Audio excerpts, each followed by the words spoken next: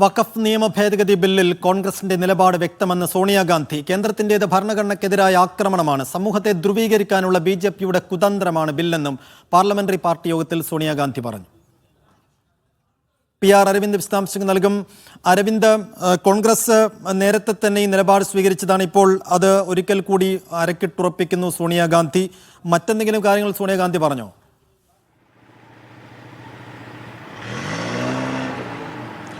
അസിഫുദ്ദീൻ, ഇന്ന് പാർലമെന്റ് നടപടികൾ ആരംഭിക്കുന്നതിന് മുമ്പാണ് കോൺഗ്രസിന്റെ പാർലമെന്ററി പാർട്ടി യോഗം ചേർന്നത്. ഈ പാർലമെന്ററി പാർട്ടി യോഗത്തിലാണ് വഖഫ് നിയമ ഭേദഗതി ബില്ലിനെതിരെ സോണിയാഗാന്ധി നിലപാടെടുത്തത്. സോണിയ വ്യക്തമാക്കുന്നത് കോൺഗ്രസ് നിലപാട് നേരത്തെ തന്നെ വ്യക്തമാക്കിയതാണ്.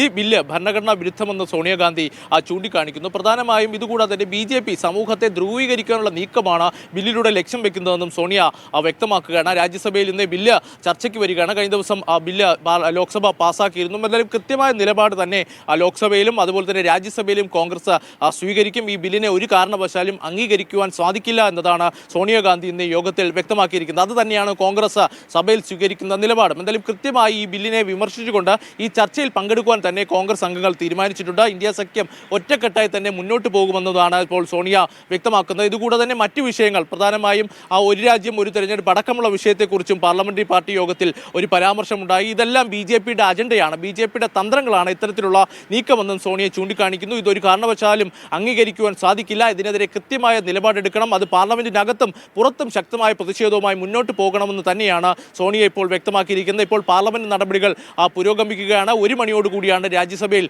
വഖഫ് നിയമ ഭേദഗതി ബില്ല് ഇന്ന് ചർച്ചയ്ക്ക് വരിക. അതിനുശേഷം വോട്ടെടുപ്പ് നടത്തുമെന്നാണ് നമ്മൾ മനസ്സിലാക്കുന്നത്. എന്തായാലും കൃത്യമായ ഒരു ഭൂരിപക്ഷം NDAക്ക് രാജ്യസഭയിലുമുണ്ട്. അതുകൊണ്ട് തന്നെ ബില്ല് പാസ്സാക്കാൻ വലിയ ആശയക്കുഴപ്പങ്ങൾ ഉണ്ടാകില്ല എന്നതാണ് NDA പക്ഷത്തു നിന്നുള്ള ഒരു പ്രതീക്ഷ. പക്ഷേ ഇന്ത്യ സഖ്യത്തിന്റെ ഒരു ശക്തി പ്രകടനം തന്നെയായിരിക്കും രാജ്യസഭയിലും എന്ന് നമുക്ക് കാണുവാൻ സാധിക്കുക. കഴിഞ്ഞ ദിവസം ലോക്സഭയിൽ കൃത്യമായി ഇന്ത്യ സഖ്യം 232 വോട്ടുകളാണ് ഈ ബില്ലിന് എതിരെ രേഖപ്പെടുത്തിയത്. എന്തായാലും കൃത്യമായി ഇന്ത്യ സഖ്യം ഒറ്റക്കെട്ടായി നിൽക്കുന്ന കാഴ്ച കൂടി ഇന്നലെ നമുക്ക് കാണുവാൻ സാധിച്ചു. രാജ്യസഭയിലും ഇന്ന് അത് വ്യക്തമാകും. സൈഫുദ്ദീൻ.